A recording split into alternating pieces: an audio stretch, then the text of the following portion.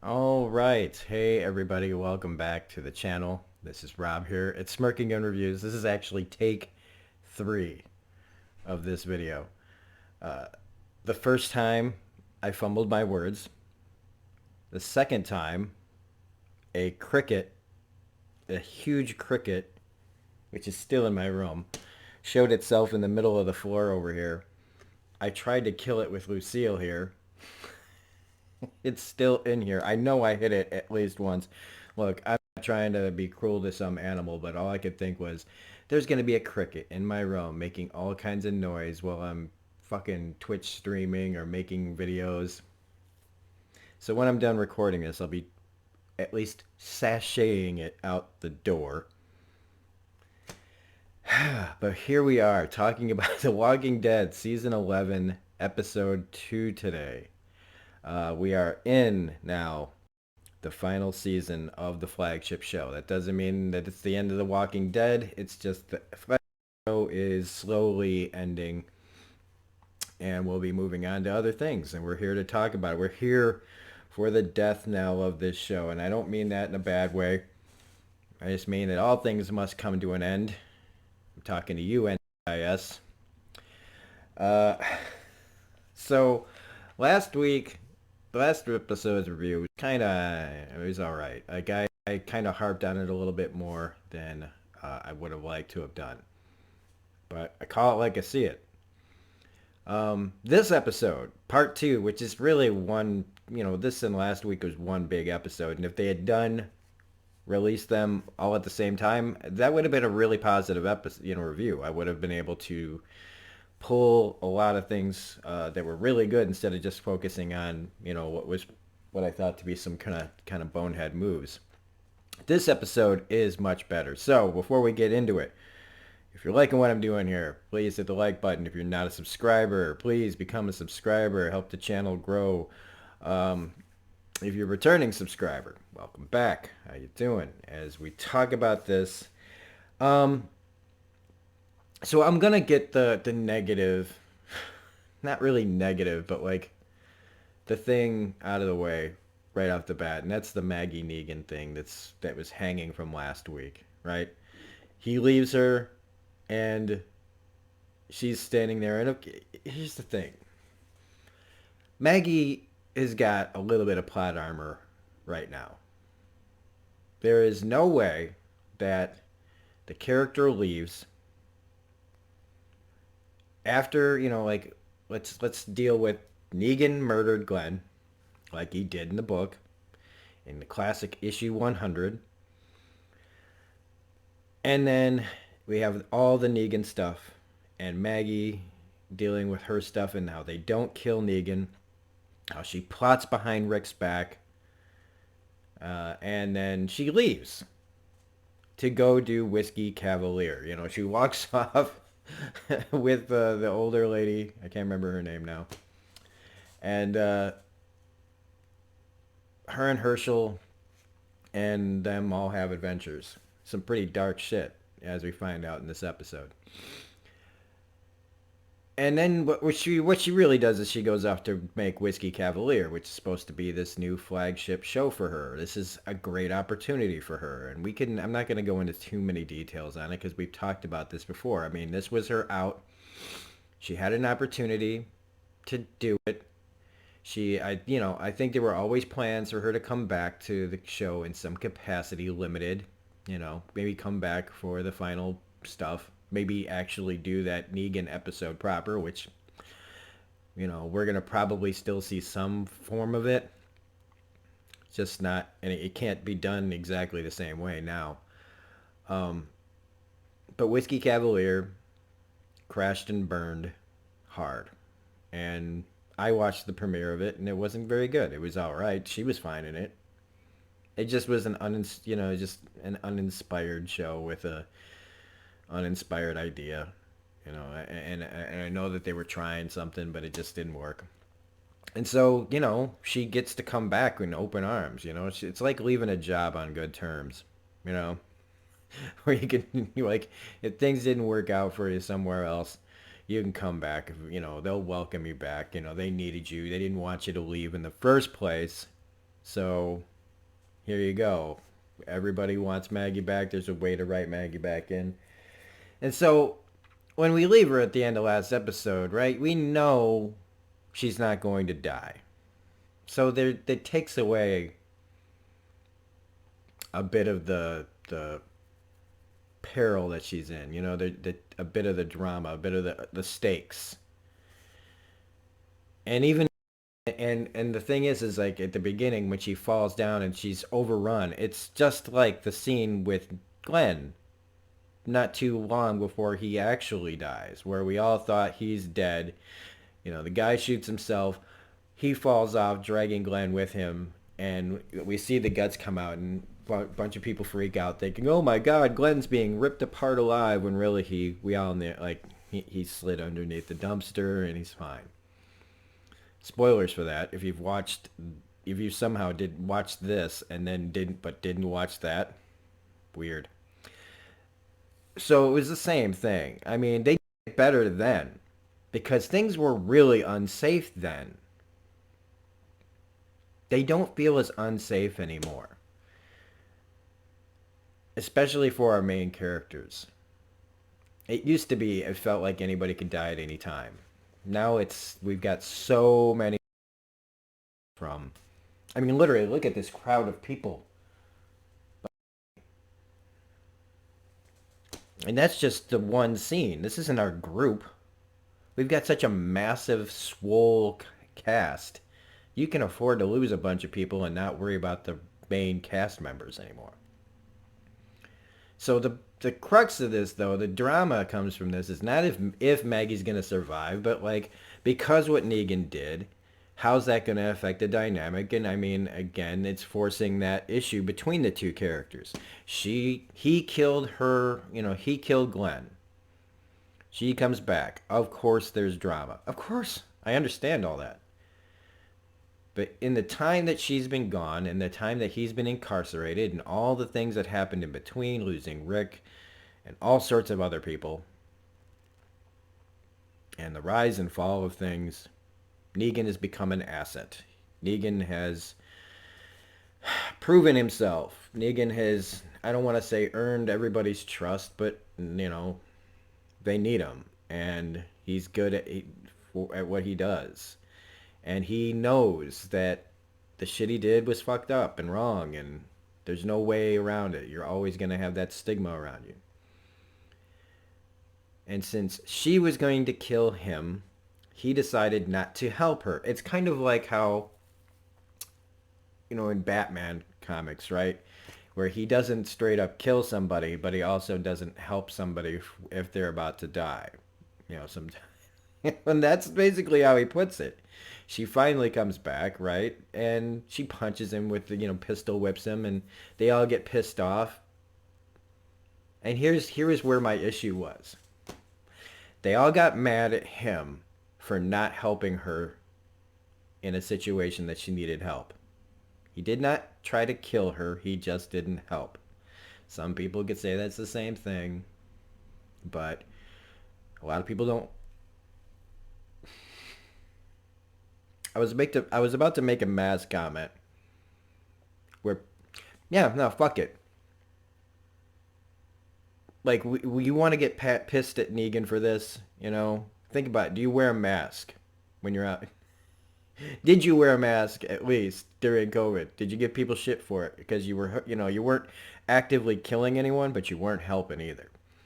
Anyway, that'll be all I say about that. That was just the first thing that popped into my head.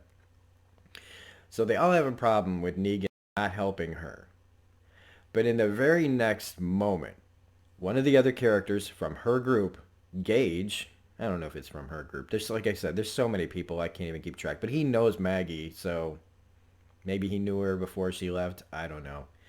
But he's in the other train car, and he's got some zombies behind him because he forgot to close the door. Because Gage, that crazy, silly Gage, who's always, if his head wasn't screwed on. So they are fine, though, with Maggie's decision to let him die and not go try to open the door because they say we don't have the ammo to stop all those walkers that are behind you. Yet, they end up fighting those walkers anyway. They end up having to do the thing that they weren't prepared to do to save that guy's life. But that's okay. They're fine with that. It's Gage's fault. Well, what if it was Maggie's fault for being, couldn't hang on to the side of the tree? It just doesn't seem like it's.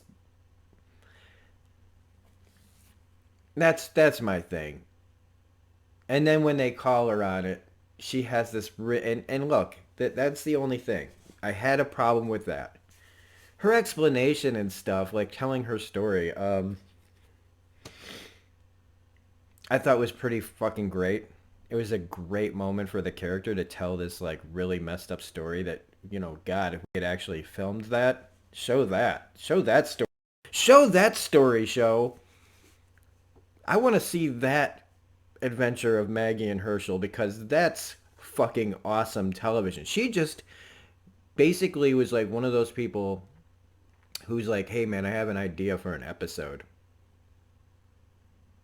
And then it's just an idea that we never see to be because I would watch that would end up being a lot of people's like secret like favorite episodes. Maggie and Herschel finding a guy out in the middle of nowhere who plans on doing some terrible things to them. She gets the upper hand, and slowly but surely, as she investigates the house, finds out all these horrible, nightmarish things are going on in there. It was like when in the Walking Dead game when you find out that the people are cannibals and they got like your friend upstairs and they're the shit going on in their farmhouse and everything else. Yeah, all that stuff. Just it's like on that level, but like times 10, where there's these three deformed. She says, "I don't want to call them men," and she dispatches with them. And then she finds the walker that falls down the stairs that was pregnant at the time, that had its tongue and vocal cords ripped out, and there's a zombie baby inside it. So he had taken a woman.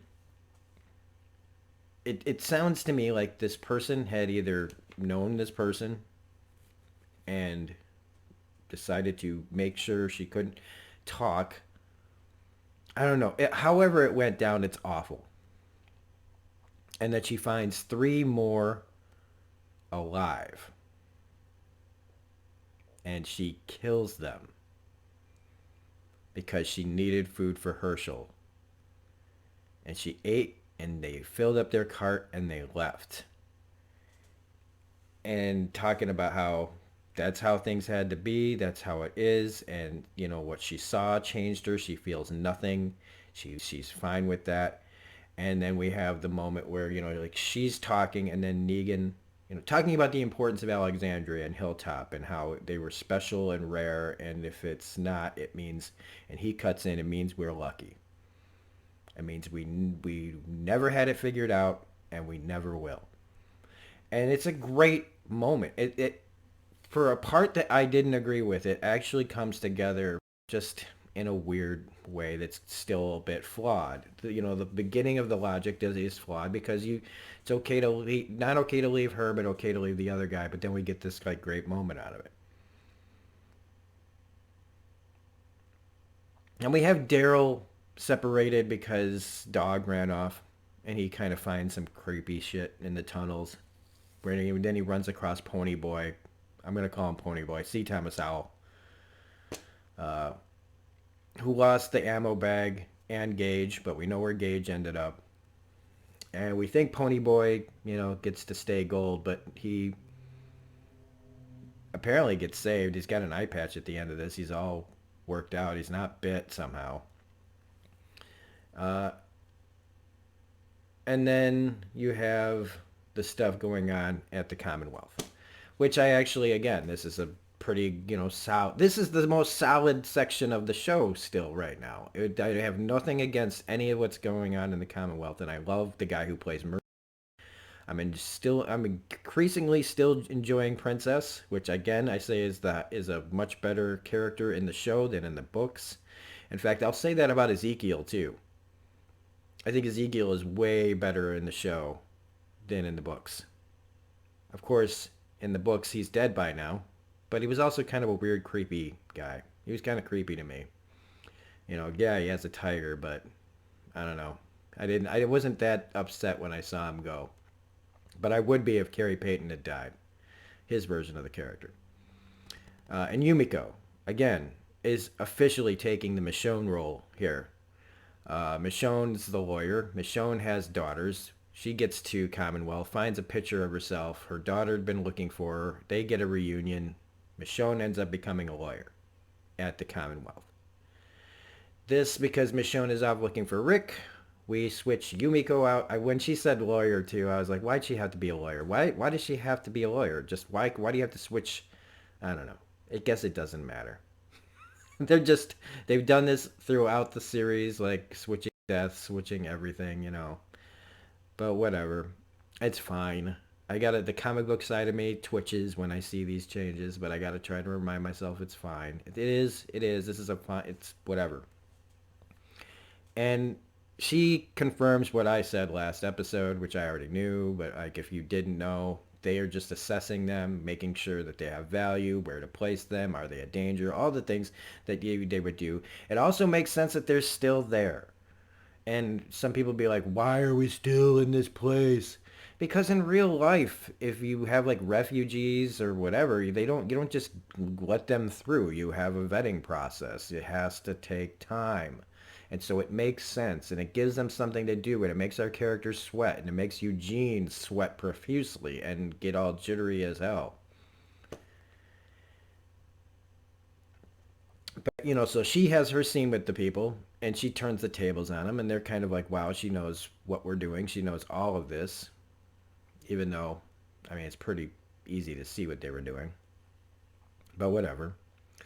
The real scene, though, is with Eugene and Mercer, which is great because Mercer is a intimidating guy, played wonderfully. I honestly perfect casting, absolutely perfect casting. The guy, it's like he just stepped right out of the comics. But the real thing is Eugene here and how he's sweating and shaking, and they make a point to show you him under the table shaking and shaking and shaking, and all he has to do to be okay is not lie. And when he finally gets asked, where's your settlement? He suddenly stops shaking. And they point that out too as he steadies himself. And then brilliantly hides a lie with a truth. And he just says it plain as day, and he spins a yarn, which is something I think that Eugene's a liar. He started this show as a huge liar, convincing Abraham and Rosita about how, he was working for this, like he had everything figured out and they were all headed to do this, and it was just so that they wouldn't leave him behind. And so you're asking a freaked out guy, and I think a lot of people at this point might have even kind of forgotten. I think it's easy to forget after this many years where everything always, ended up. How it started, where we went, how the character's grown and changed. And he just spins a lie mixed with truth, which was what he did with Abraham. There was some truth in some of his stuff, I believe. That's how good a liar is. I can't remember. Uh, Talks about how he found the radio on the road, afraid to lose his friends, afraid that she was a liar, all this, admitting he's a virgin, all this stuff, like hiding, like giving up really hard, why would anybody lie about this kind of thing? And he gets right on through, and they've still protected Alexandria and their settlement, and they're welcomed into the Commonwealth. I do like Mercer saying I wasn't a B. I went to West Point, asshole, to Ezekiel, and that was all really great. Um, let's see, what else do we have in here that I can say anything about? I like the whole "let's talk to the manager" moment. That was pretty funny. Um, Yeah, the guy getting ripped apart. That was pretty horrifying after he stabs himself a few times. The zombie baby image is creepy as hell. Daryl has a mace. Let's see him use that mace more often. That was pretty tight. The fight in the train where they're just kind of, it was standard stuff. Daryl shoving the hand grenade into the other one's mouth, though. Daryl always gets they give him the great kills, man. They really do. Him and Carol just get some great kills, and just shoving the hand grenade in his mouth was pretty fucking great and satisfying, too. Um, and yeah, I think that's it. Eugene meets Stephanie, and then at the very end, we have this. They're going to a place where there's a stash of weapons and food, just in case something like this happens. They find a street lined with people hanging upside down dead. Made me think of the Underground Railroad show. It made me think of Game of Thrones with all the people hanging on crucifixes. And just as, like they say, it's dark, and just as you're in trouble, you're already in deep shit. And Ponyboy takes it in the eye, again with an arrow, through right where his eye patch is. So he's probably still fine, but that guy's a walking fucking target. He's like Kenny, man. How many times can this guy get fucked up in one episode? And then one guy gets a knife in his leg, and a whole bunch of arrows get shot, and these guys come walking out of the dark wearing masks and all menacing and shit. And honestly, I mean, yeah, they're supposed to be these big badasses, and they'll be intimidating for a second, and then we're just waiting for our people to just completely annihilate them in the end. And that predictability, hey, the MCU's predictable, but we all like it, and so is The Walking Dead. At this point, we just like to see our people fuck people up. Let's admit it. We do. We like to have them meet people that are horrible and shitty, and then we just fucking destroy them. If the shoe was on the other foot, like I said, if we had been following the saviors or whoever around and made them the heroes, we'd all be singing a different tune. So, anyway, that's it. I mean, this was a much better episode. And like I said, if this had been done as one whole thing, this had been a really solid premiere. But that being said, hey, I'm glad that I got to be mostly positive about this. Like I said, the only thing I didn't like was the bullshit about Maggie, them not being cool with Negan, not helping Maggie, but Maggie doesn't help Gage, and they're completely fine with it because, oh, you might... There could have been zombies following her under the train for all they know, like crawling up through the hole. I don't know. Just a little hypocritical. But then again, we get the crazy, freaky, deformed people and zombie babies. So, if you like this review, please hit the like button, comment, share, subscribe. Hit the bell for all notifications. If for some reason, hang on a second.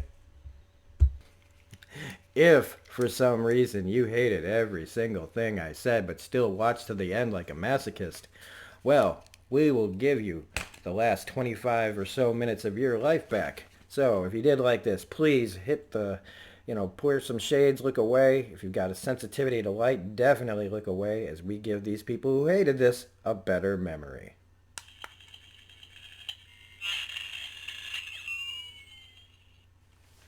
Hopefully here's something a little bit better for you. Bye. Have a great night. We'll see you next week.